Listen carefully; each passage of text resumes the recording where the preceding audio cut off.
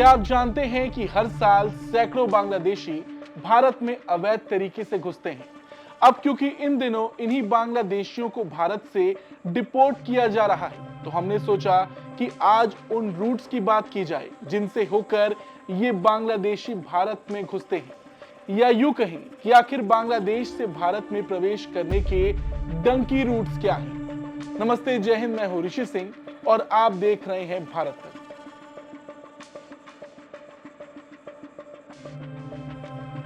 आसान शब्दों में कहें तो डंकी रूट अपने देश से दूसरे देश में घुसने का बैकडोर रास्ता होता है। जो लोग वैध तरीके से दूसरे देश में नहीं घुस पाते, यानी किसी वजह से उन्हें सीधा वीजा नहीं मिल पाता, तो वो इस रूट का इस्तेमाल करते हैं।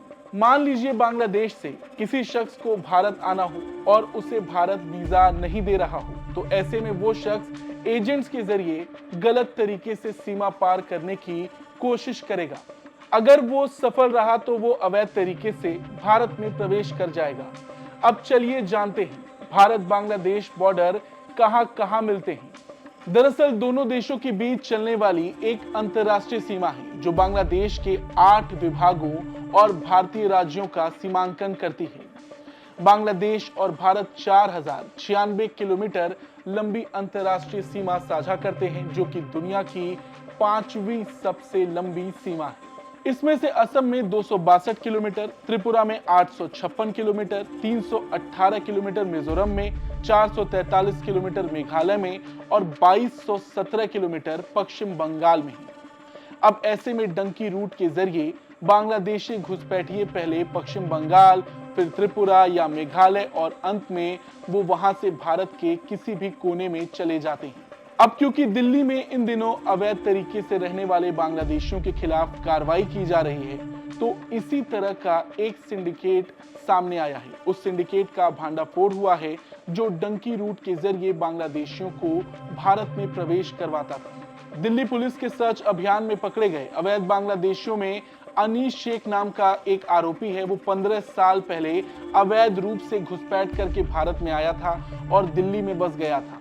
वो घुसपैठियों को दिल्ली में बसाने के काम में जुटा हुआ था। पुलिस ने अनीश की पत्नी सपना और उसके साथी अमीनुर इस्लाम को भी गिरफ्तार किया है। पुलिस के मुताबिक ये लोग किसी आशीष मेहरा के साथ इस सिंडिकेट को चला रहे थे। अब ये सिंडिकेट 2 तरीके से काम करता था।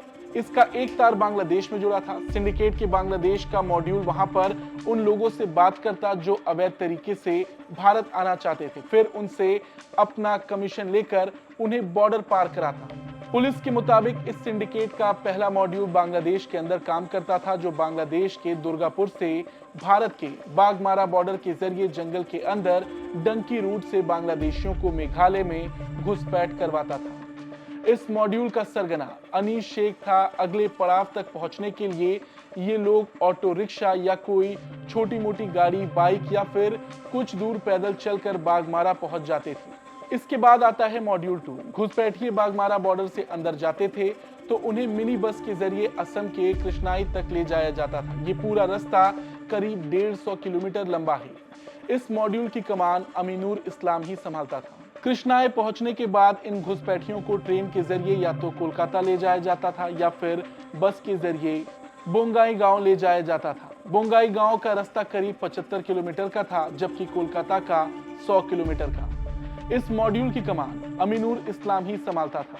अब यहां से शुरू होता था मॉड्यूल 4। इस मॉड्यूल की कमान अनीश शेख की पत्नी सपना संभालती थी। कोलकाता और बोईं गांव पहुंचे बांग्लादेशी घुसपैठियों को सपना ट्रेन के जरिए दिल्ली लेकर आती थी। एक बार जब घुसपैठिए दिल्ली पहुंच जाते थे तो यहां आशीष मेहरा का काम शुरू हो जाता था। वो सबसे पहले घुसपैठियों के अवैध दस्तावेज बनवाता था ताकि उन्हें दिल्ली में काम करने और रहने के लिए कोई जगह दिलाई जा सके।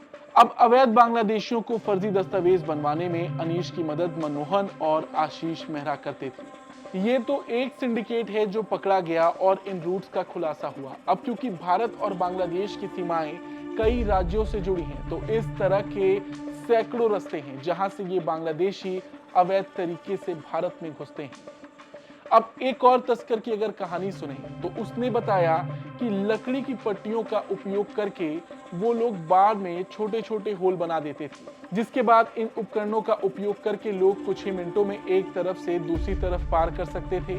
दोनों ओर रखे गए चौकसी कर्मी गश्ती गतिविधियों पर नजर रखते हैं और घुसपैठ करने का सही मौका आते ही उसे शुरू कर दिया जाता है। अब उस तस्कर के मुताबिक चुनावी सीजन विशेष रूप से उनके संचालन के लिए अनुकूल होता है, क्योंकि बीएसएफ की उपस्थिति उस वक्त में कम हो जाती है, जिससे सीमा के बड़े हिस्से में सुरक्षा की कमी हो जाती है और जिसका फायदा वो तस्कर उठाते हैं। अब घुसपैठ केवल सीमा तक ही सीमित नहीं रहती। एजेंटों की महत्वपूर्ण भूमिका है जो घुसपैठियों को भारतीय शहरों में बसने में मदद करती है। जो सीमा क्षेत्र से बहुत दूर होते हैं, ये एजेंट नकली दस्तावेज और नौकरी की व्यवस्था करते हैं, जिससे अवैध रूप से घुसपैठ करने वालों के लिए नई पहचान बन जाती है। मानव घुसपैठ के अलावा ये नेटवर्क मवेशियों, मादक पदार्थों, सोने और अन्य अवैध वस्तुओं की तस्करी में भी गहरे से जुड़े हुए हैं। बीएसएफ के सूत्रों के मुताबिक दिनहाटा में अवैध गतिविधियों के जरिए करीब 80 लाख रुपए हर दिन कमाए जाते हैं। हर व्यक्ति को सीमा पार कराने के लिए तस्कर 10,000 से 15,000 रुपए के बीच कमाते हैं। अब कोई इस तरह की रिपोर्ट नहीं है जहां इस बात की जानकारी दी गई हो कि भारत में अवैध तरीके से कितने बांग्लादेशी रह रहे हैं। मगर यूपीए सरकार के दौरान केंद्रीय गृह राज्य मंत्री श्री प्रकाश जायसवाल ने 14 जुलाई 2004 को संसद में एक बयान दिया था, जिसमें कहा गया था कि 1.25 करोड़ बांग्लादेशी घुसपैठिए भारत में रह रहे हैं और पश्चिम बंगाल में सबसे अधिक 57 लाख बांग्लादेशी थे। लेकिन ये साल 2004 की बात है। वहीं एनडीए सरकार में किरण रिजिजू ने यह आंकड़ा करीब 2 करोड़ बताया था, मगर ये आंकड़ा इससे कहीं ज्यादा है। ये बात आप भी जानते हैं और हम भी जानते हैं। अब अगर बात की जाए फर्जी दस्तावेजों की, तो भारत में इन दस्तावेजों को बनाना बाएं हाथ का खेल है। जितने भी बांग्लादेशी यहाँ पकड़े जा रहे, सबके पास आधार कार्ड है, लेकिन जब उसकी जांच होती है तब ऐसा पाया जाता है कि वो बाकी के दस्तावेजों से मेल नहीं खा रहा और पूरी तरह से फर्जी है। अवैध बांग्लादेशियों के पकड़े जाने पर उन्हें फॉरेनर्स रीजनल रजिस्ट्रेशन ऑफिस के हवाले कर दिया जाता है। यहाँ पर इन्हें आईबी के अंडर डिटेंशन सेंटर में रहना होता है, फिर इन्हें ट्रेन में बैठाकर बांग्लादेश डिपोर्ट कर दिया जाता है। लेकिन ये इतना भी आसान नहीं है। आप सब जानते हैं कि इस वक्त भारत में कितने बांग्लादेशी अवैध तरीके से रह रहे हैं। डंकी रूट आज के वक्त में आम बात हो चुकी है। इन अवैध बांग्लादेशियों को अब धीरे धीरे दिल्ली पुलिस और तमाम राज्यों की पुलिस वापस से डिपोर्ट करना शुरू कर चुकी है और उम्मीद है कि बहुत जल्द इन सबको यहां से डिपोर्ट कर दिया जाएगा। धन्यवाद।